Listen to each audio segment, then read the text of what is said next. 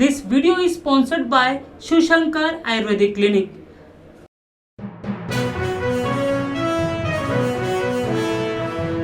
Maharashtra G24 के top 10 news में आप सभी का स्वागत है। आइए देखते हैं आज की कुछ महत्वपूर्ण खबरें विस्तार से।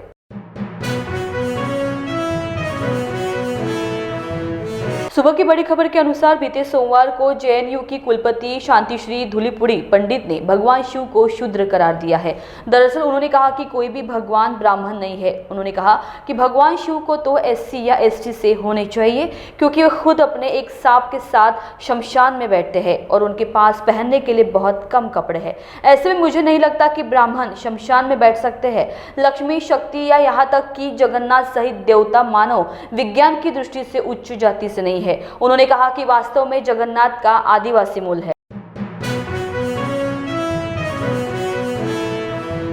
हिमाचल प्रदेश के लिए कांग्रेस की संचालन समिति से वरिष्ठ नेता आनंद शर्मा के इस्तीफे के बाद केंद्रीय मंत्री ज्योतिरादित्य सिंधिया ने सोमवार को कांग्रेस पर निशाना साधा। उन्होंने कहा कि शर्मा का इस्तीफा बताता है कि कांग्रेस अंदरूनी तौर पर जर्जर हो चुकी है।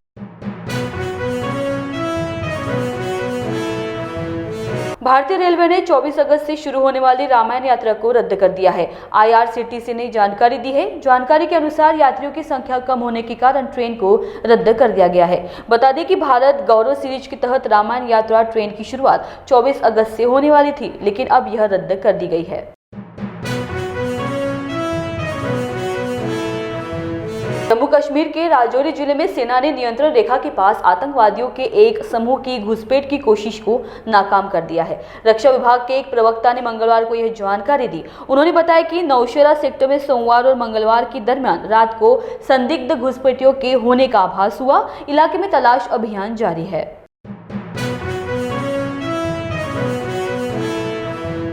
रूस से आ रही बड़ी खबर के अनुसार यहाँ हिरासत में लिए गए इस्लामिक स्टेट, जिसे के साथ ही Islamic State of Iraq and Syria के रूप में भी जाना जाता है, आत्मघाती हमलावर को भारतीय जनता पार्टी के निलंबित नेता नुपुर शर्मा की हत्या का भी काम सौंपा गया था। दरअसल यह खबर कुछ शीर्ष खुफिया सूत्रों ने एक निजी मीडिया चैनल को जानकारी दी।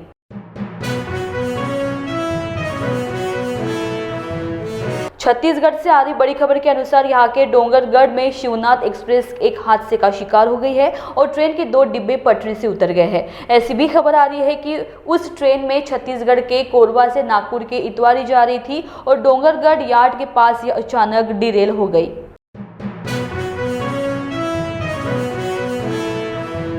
दिल्ली के उप मुख्यमंत्री मनीष सिसोदिया के ताजा दावे के बाद मुख्यमंत्री अरविंद केजरीवाल ने सोमवार को कहा कि इसका मतलब है कि केंद्रीय अन्वेषण ब्यूरो सीबीआई व प्रवर्तन निदेशालय ईडी के छापे उनकी सरकार को गिराने का प्रयास थे, लेकिन राष्ट्रीय राजधानी में ऑपरेशन कमल विफल साबित हुआ। केजरीवाल ने कहा कि लोग महंगाई और बेरोजगारी समेत विभिन्न मुद्दे को लेकर कहा जाए, ये लोग सीबीआई ईडी खेल रहे हैं। देश भर में जनता की चुनी हुई सरकारें गिराने में व्यस्त है।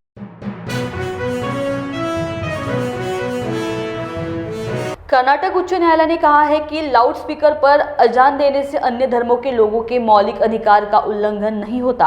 अदालत ने मस्जिदों को लाउडस्पीकर पर अजान देने से रोकने का आदेश देने से इनकार कर दिया। हालांकि अदालत ने अधिकारियों को लाउडस्पीकरों से संबंधित ध्वनि प्रदूषण नियम लागू करने और अनुपालन रिपोर्ट दाखिल करने का निर्देश दिया।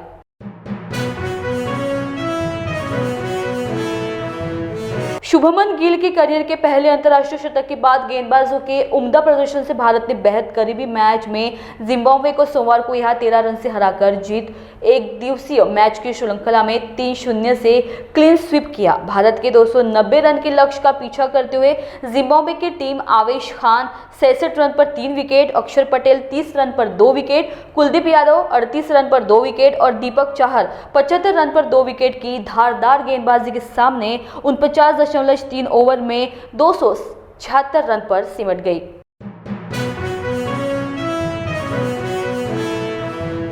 भारत में एक दिन में कोरोना वायरस संक्रमण के 8,586 नए मामले सामने आने के बाद देश में संक्रमितों की संख्या बढ़कर 4,43,57,546 हो गई। वहीं उपचाराधीन मरीजों की संख्या घटकर 96,506 पर पहुंच गई है।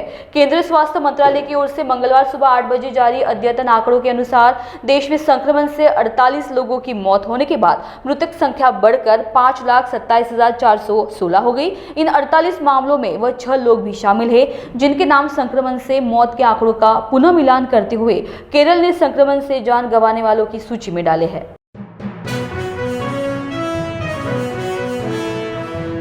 आज के टॉप 10 न्यूज में बस इतना ही। आप देखते रहिए महाराष्ट्र 224 की आगे की खबरें।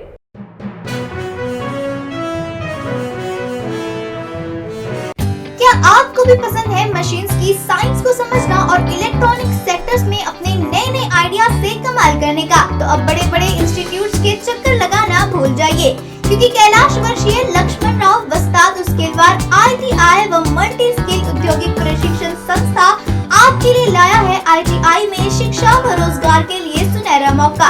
इतना ही नहीं, अगर आप हैं 10वीं पास तो मिल सकता है electronic electrician, computer operator and programming assistant जैसे अन्य सेक्टरों में जॉब के लिए मुफ्त प्रवेश।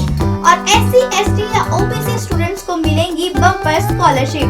और अब ग्रामीण छात्रों की सुविधा के लिए इंडस्ट्री लाई है विहिरगांव में भी अपनी branch, multi skill industry trading institute Vihirgaon Nagpur.